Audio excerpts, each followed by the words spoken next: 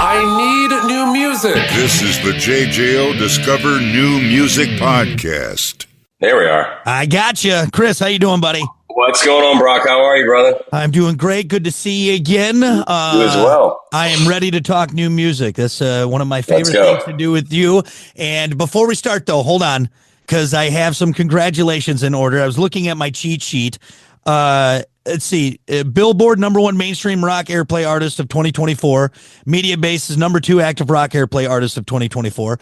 Billboard recently announced Daughty as number 89 on their list of top 100 artists of the 21st century, along with naming their debut self-titled album Daughty 23 on their list of top 200 albums of the 21st century.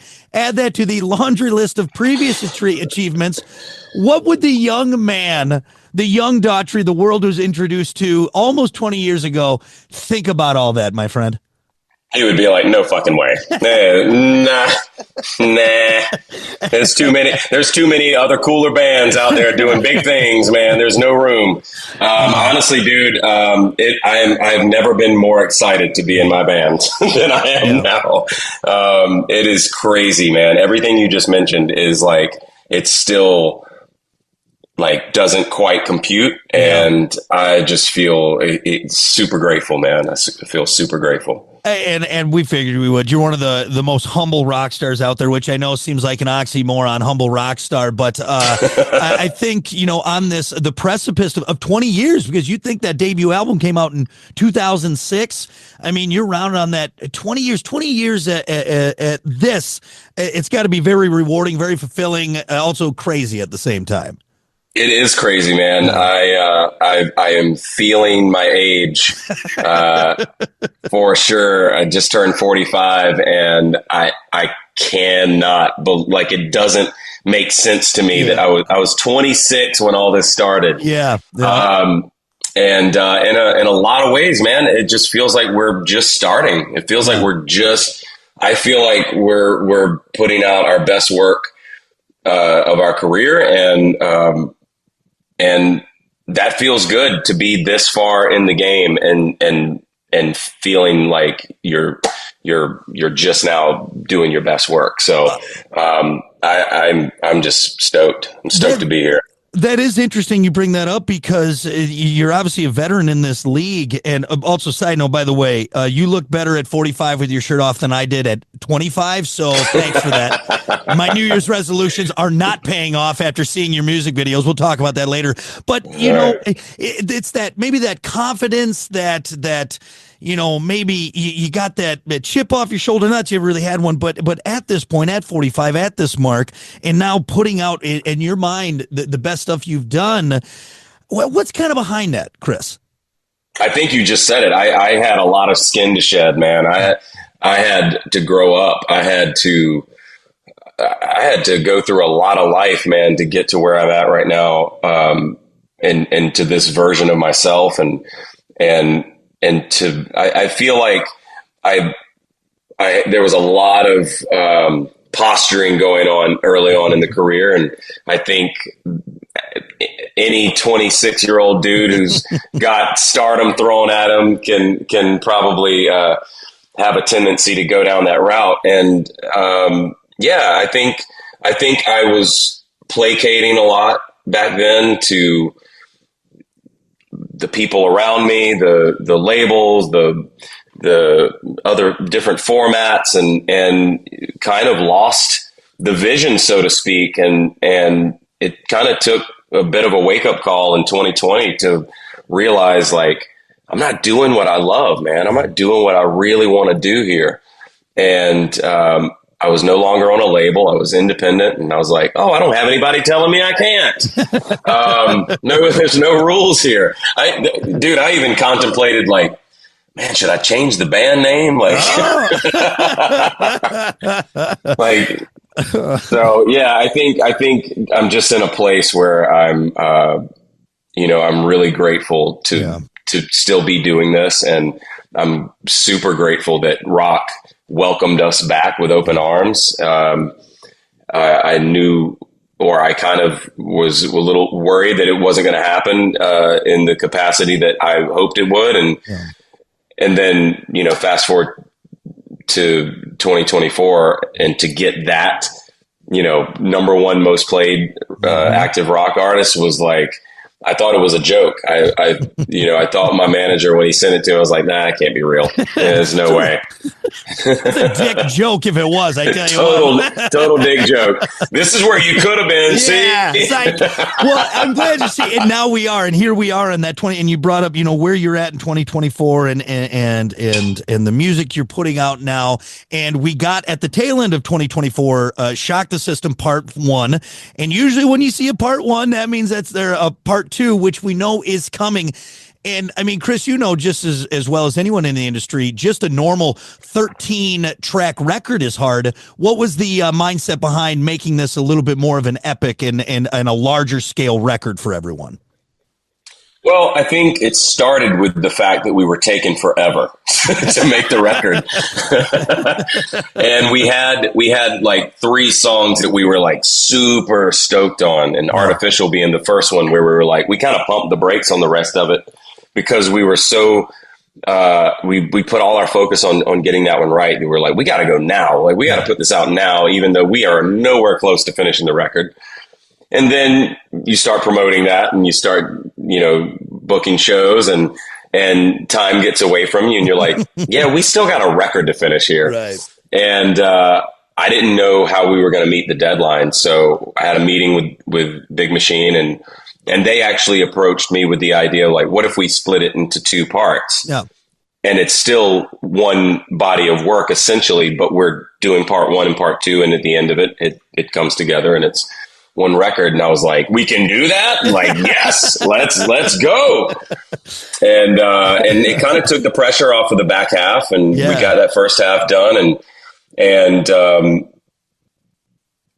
I just finished vocals on Part 2 yesterday. So, awesome. I'm really excited with how it's turning out. It's definitely steeped in darkness, and it definitely connects to the first half, but it's also very different at the same time. Oh, I love it. Well, I know we're in for a treat, and it's fun that tease, that anticipation, that audio blue balling you're giving us as we wait for the second part, and that will be released in 2025. So I'm sure we'll be talking more once that finally happens.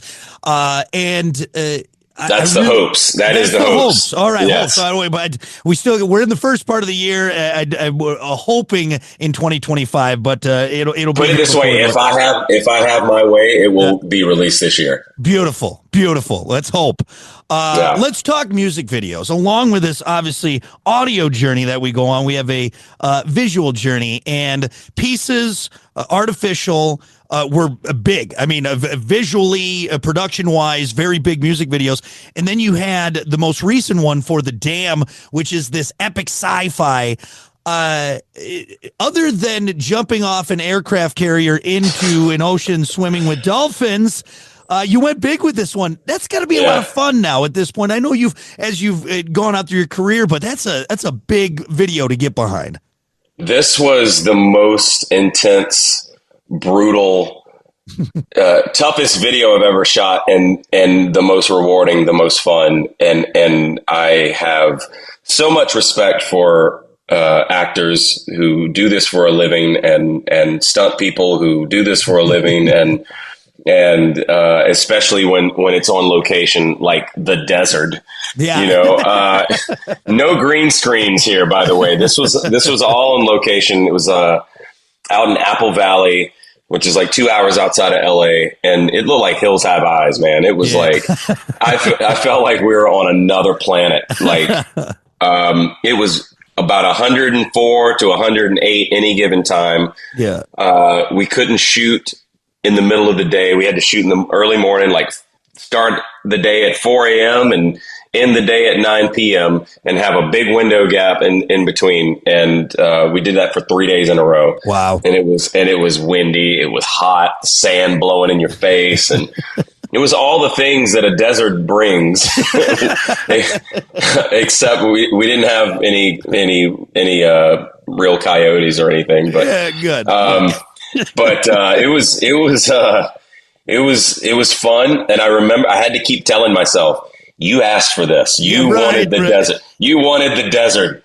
But yeah, it was a lot of fun, man. It felt like it felt like what I imagined, like making a cool like Dune or Mad Max movie would be like. It's got that vibe, and I said if people haven't seen it, it's already got I don't know how many millions of views, but it's just it brings the music to this whole new level. And again, that audio journey you go on, and now the visual aspect of it, it's a lot of fun. It's big production, and I think a really cool addition to what people have already got with this first part of this record that we're seeing. Again, Shock to the System Part 1. It's out now. I always ask this track. I've asked you this before on previous works. I kind of reworded a little bit. Do you have a favorite track / maybe a track that really speaks to you on this work, this body of work? Man, yeah, I mean all of them really, but I think Pieces is kind of the mantra. It's like, man, life is hard, and we all go through pain. We all have things that can break us and shake our world, but you don't have to stay there. You get to make that choice to move forward and learn how to live with these events that happen in your life, and learn how to live your life now and move forward and find peace in that. And also the Damned, just being accepting of everything could go to shit and there's nothing I can do about it.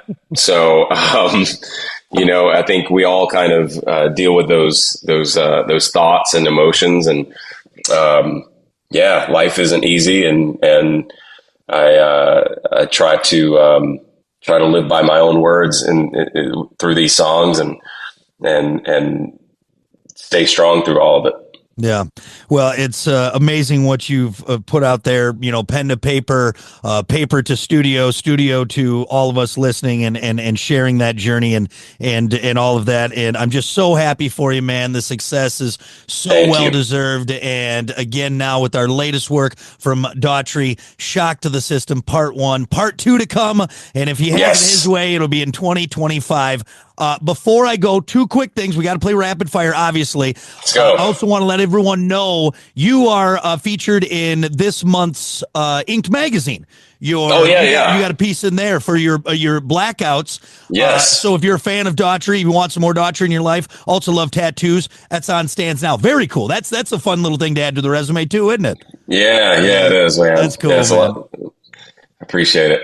All right, let's do a rapid fire because I got to get you out. I don't want to get Terry mad at me and get you in trouble. All right. So let's start simple. Sneakers or sandals? Ooh, sneakers. Billy Ocean or Billy Idol? Ooh, man, I ain't hating on Billy Ocean though, man. Billy Ocean, that dude could sing, but I got to go with Billy Idol. Queen. I'm with you on that one. Yeah. I love Caribbean Queen, but I mean the bleach blonde rocker, he's fantastic. New England clam chowder or a creamy tomato bisque? Ooh, I got to go with that tomato bisque. Very nice. Very nice. With like a fancy grilled cheese. Can't go wrong fancy ass grilled cheese with it. Let's go. That thick white bread. Would you rather see a little gray alien or a centaur? I got to go with the gray alien. Yeah. Yeah. Any alien experiences in your life real quick? Yeah. I had, I saw a UFO when I was 10 years old, maybe. Oh yeah, dude. It was crazy. Let's bookmark that. We'll save it for the next interview when we get together for part 2, because that's a long conversation. All right, last one. A Chuck Norris roundhouse at 100% power or a Mike Tyson punch at 50% power? We got to go with that Chuck Norris 100% power roundhouse, man. Him in some Walker Texas Ranger action jeans. You got to do it. You got to do action jeans all the way, dude. Oh my God. Chris, thank you for humoring me. More importantly, absolutely, man. Talking new music. Shock the System Part 1 from Daughtry. It just was so happy for you, man, and we really appreciate the time. Appreciate you, Brock. Thank you, man. All right, buddy. We'll talk soon. All right, take care. See you, bud. All right. Bye. Later. Listen, rate, share, subscribe. Discover new music now at WJJO.com, in the JJO app, or wherever you get your podcasts. Brock has a new interview every Thursday evening between 6 and 7. 94.1 JJO.